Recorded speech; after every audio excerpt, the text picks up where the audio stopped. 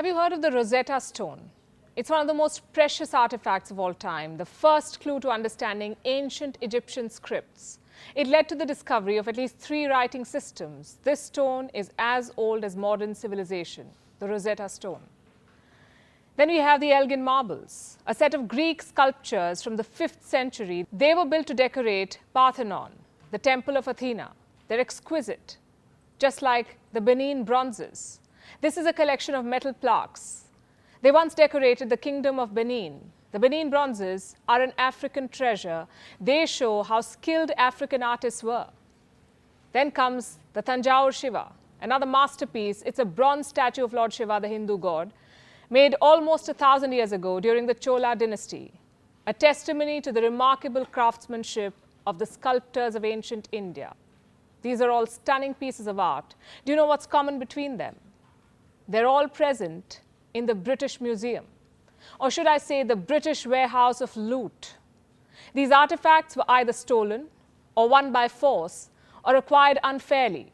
Today they serve as a cruel reminder of colonial times. But the British Museum displays them with pride. It presents them as prized treasures, showing no sense of remorse for the past crimes or gratitude for the people from whom these were taken. And why just Britain? Museums across Europe are filled with such objects, with uncomfortable histories linked to colonialism. So here's a question. Do they have the right to keep displaying these objects?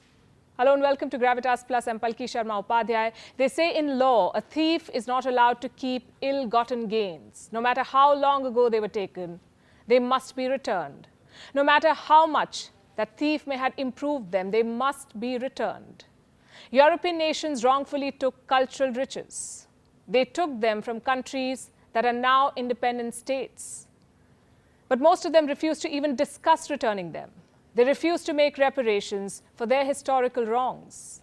According to the Archaeological Institute of America, 85 to 90% of classical artifacts in museums do not have a documented provenance, meaning they don't have a record of ownership or a record of origin through which museums can justify their right to possess these objects. Most of these artifacts are from Africa and Asia. In 2018, the French government commissioned a report. Guess what they found? Nearly 90% of Africa's cultural heritage is held by museums and institutions outside of Africa. Nearly 90%. France alone has 90,000 such objects, stolen objects. A majority of them can be found at the Quai Branly Museum. It's a state-of-the-art museum situated in Paris. It holds a vast collection of art, indigenous art from the 8 African colonies that France once ruled. Last month, French President Emmanuel Macron decided to make some amends. He made French museums bid adieu to a trove of treasures. At least 26 stolen artifacts taken from the Kingdom of Benin were sent back. The works included palatial doors and royal thrones. They were all returned as a gesture of humility. Today's gesture is the possibility for the youth of Benin, the youth of Africa, to retrieve the works of their history and heritage, to be able to admire them at home. And I hope that this movement will continue, and that the Universal will be accessible in Cotonou as in Paris. And we will continue this work together. This move has had ramifications across Europe and the US. It has opened a debate on looted artifacts, a debate to send them back to their country of origin. A few museums have decided to do this. They've ceded ground. They've begun a process of restitution, but most of the mighty museums are playing ostrich. I'm talking about the big ones, like the British Museum in London, the Louvre in Paris, the Humboldt Forum in Berlin, the Getty Center in Los Angeles, the Metropolitan in New York. They're all playing dumb. These museums have locked up the precious legacy of 1 million people, and they reject all demands to return any of it. They consider these artifacts as spoils of war, an argument that does not hold water, neither morally nor legally. International law does not allow it.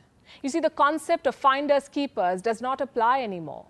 There's a United Nations Declaration on the Rights of Indigenous People. It reaffirms the right of a country to reclaim its treasures. It obliges museums to return property that was taken without free, prior, and fair consent. In fact, this has been recognized by courts. In England, Ireland and the US, courts have ruled in favor of returning wrongfully acquired artifacts. They've said that other countries have sovereignty over items which they think constitute keys to their heritage. And it's not just courts who back this call. Human rights treaties also support what they call the right to culture, the right to reclaim what belongs to your culture. Take India, for instance. It was colonized for 2 centuries by the United Kingdom, and this was colonialism in its most predatory form. The British looted everyone and everything. In today's value, this loot would amount to a sum of $45 trillion. This is according to research by Columbia University Press. It says Britain drained a total of $45 trillion from India. Shouldn't the UK pay reparations for this? Forget reparations. The least it can do is return India's stolen artifacts, like the Kohinoor, one of the most precious diamonds in the world. This diamond was mined at the Kulur mine in India. It was unfairly ceded to Queen Victoria when Britain annexed Punjab in 1849. Today, it adorns Queen Elizabeth's crown. Another priceless artifact is Maharaja Ranjit Singh's throne. It's covered with sheets of engraved gold. After the Anglo-Sikh War, it was moved to the Albert Museum. It's been in Britain ever since. Just like the sandstone idol of Lord Harihara from Madhya Pradesh, this 500 kg copper Buddha from Bihar, the sword of Tipu Sultan, they're all locked up at museums in Britain. What's the UK's excuse to keep them? Their argument is incredible. Most of the museums in Britain say their only aim is to make these objects available to all so that people from all over the world can come and see them, learn more about the roots and cultures they go from. They say they keep them for the rest of the world. Do you believe this? Do you buy this argument? It's like saying that some kid from Africa can always go to Britain to learn more about her culture. Why? Because Britain is the cultural capital of the world. Capital of colonial loot, more like. As for the public service they claim to do, here's what. People from all over the world can see African art in Africa too, and Indian art in India too. In fact, the whole concept of these museums is more like a colonialist fantasy of neatly cataloguing the entire world in a single air-conditioned building so that Westerners do not have to cross continents to uncomfortable climates to see them. My point is quite simple. Artifacts belong to the countries of their origin, to places where they can best be appreciated, to people for whom they have the most meaning. So by holding on to them and displaying them for a fee, Western museums are still benefiting from their colonial legacy, still validating their historical wrongs and injustices. Their empires have crumbled, but their sense of entitlement has not.